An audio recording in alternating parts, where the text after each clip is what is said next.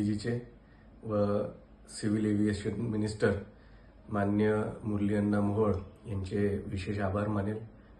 अकोलेकरांसाठी जे एक विद्येचं माहेरघर म्हणून ओळखले जाते, मग आरोग्यासाठी येथील जे डॉक्टर्स आहेत, शिवाजी कॉलेजमधील जे इंजिनियर्स घडले आहेत, अशी एक अकोल्याची ओळख आहे. त्यासोबतच पंजाबराव देशमुख कृषी विद्यापीठ या माध्यमातून जे ॲग्रिकल्चर ग्रॅज्युएट्स आहेत, यांनी आपल्या आपल्या क्षेत्रामध्ये विशेष कामगिरी केली आहे.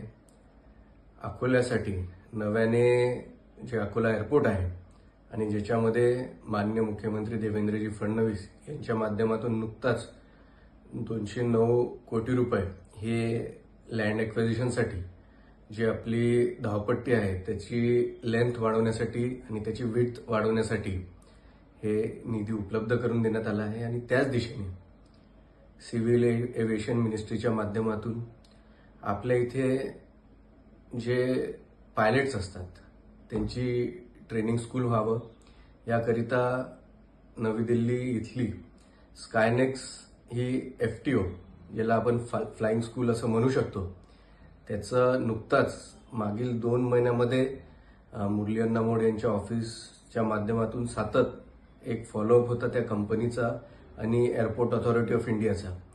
आणि आजच तो MOU त्यांनी सँक्शन केला आहे. त्याच्यामध्ये ज्या लीगल प्रोसेस असतील त्यामध्ये जो एक अग्रीमेंटच्या माध्यमातून एक जो डिपॉझिटचा एक अमाऊंट असतो, ही सगळ्या प्रोसेस त्या कंपनीने पूर्ण केल्या आहेत. आणि येत्या 4-6 महिन्यामध्ये अकोल्यामध्ये पायलट ट्रेनिंग स्कूल ही चालू होईल या दिशेने हे सगळं काम चाललं आहे.